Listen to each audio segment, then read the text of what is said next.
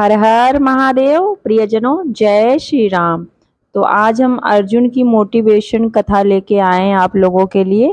तेजस्वी अर्जुन ने उस प्रदेश में तपस्या में होने के लिए स्थान का चुनाव किया और कुशा की लंगोटी लगाई। कुशा शरीर के लिए बहुत दुखद है, छूने मात्र से पीड़ा होती है और छूते ही चीर देती है। उसकी लंगोटी लगाई और एक दंड समीप में रख लिया और गांडीव, धनुष और तुड़ीर को वृक्ष की डाल पर टांग दिया और हाथ जोड़कर भगवान शंकर की स्तुति करके निरंतर भजन में लग गए। 1 माह तक 3 दिन 3 रात कुछ नहीं खाना, उसके बाद सूखा पत्ता लेकर के पानी पीना।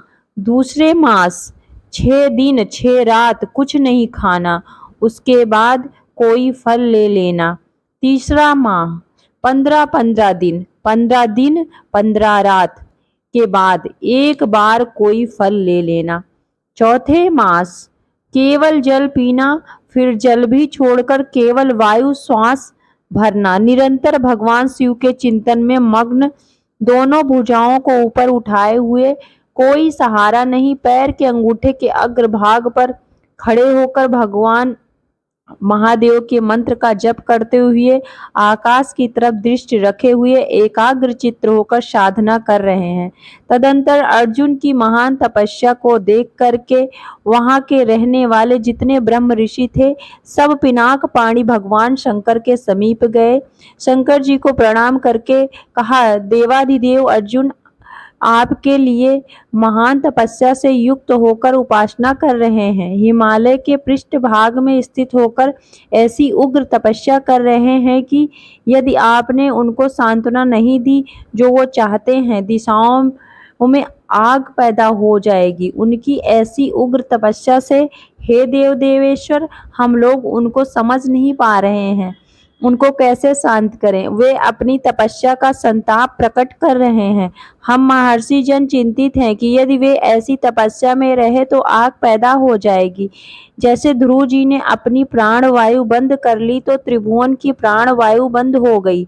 तत्काल भगवान को आना पड़ा। पवित्र चित्त वाले उन महर्षियों की जो सदा सबको सुख देने में तत्पर रहते हैं, उनकी बात सुनकर भगवान देवाधिदेव महादेव ने कहा, महर्षियों, मुझे पता है तुम विषाद मत करो।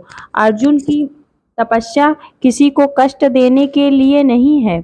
अर्जुन के मन में जो संकल्प है वह मैं जान रहा हूँ। वो किसी लोकांतर की भोग की इच्छा से तपस्या नहीं कर रहे हैं। उन्हें जो पाना है वह मैं प्रदान करूंगा। तुम सब शांत चित्त होकर अपने अपने साधना में लगो जाकर। भगवान शंकर का ये वचन सुनकर जितने ब्रह्म ऋषि आए हुए थे, सब प्रणाम करके अपनी अपनी कुटिया को गए। उन महात्माओं के चले जाने के बाद पिनाक पाणी भगवान शंकर किरात वेश धारण किया, दिव्य कांति धनुष बाण धारण किए हुए, मृग चरम धारण किए हुए और भगवती पार्वती भी उसी वेश में साथ में, और बहुत सी देवियां और महादेव के साथ उनके गण सब किरात वेश में। जैसे ही भगवान शिव इस वेश में वन में प्रवेश किए तो सारा वन शांत हो गया।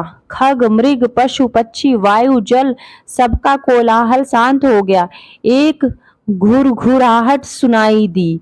अर्जुन को आकाश दृष्टि करके मंत्र जप कर रहे थे। दृष्टि घुमाई तो देखा एक विशाल सुअर उनको मारने के लिए तीव्र गति से आ रहा है। तत्काल अर्जुन ने अपने गांडीव धनुष को उठाया और प्रत्याश चढ़ाकर गूंज की और अर्जुन ने कहा, ए शुकर, मैं तपस्या में लगा हूँ, किसी को कष्ट नहीं दे रहा हूँ। फिर तुझे मारना पड़ेगा क्योंकि तुम बिना अपराध के मुझे मारने के लिए आ रहा है। सुदृढ़ धनुष वाले अर्जुन को प्रहार के लिए उत्तेजित देखकर किरात रूपीधारी भगवान शिव ने सहसा रोका। ए वीर, इस शुकर को मैंने पहले से ही अधिकार रूप में निश्चित कर लिया है, तुम अपना बाण मत चलाना। परंतु अर्जुन ने किरात के वचन की अवहेलना करके तत्काल उत्तेजित बाण के द्वारा उस शुकर को भेद दिया।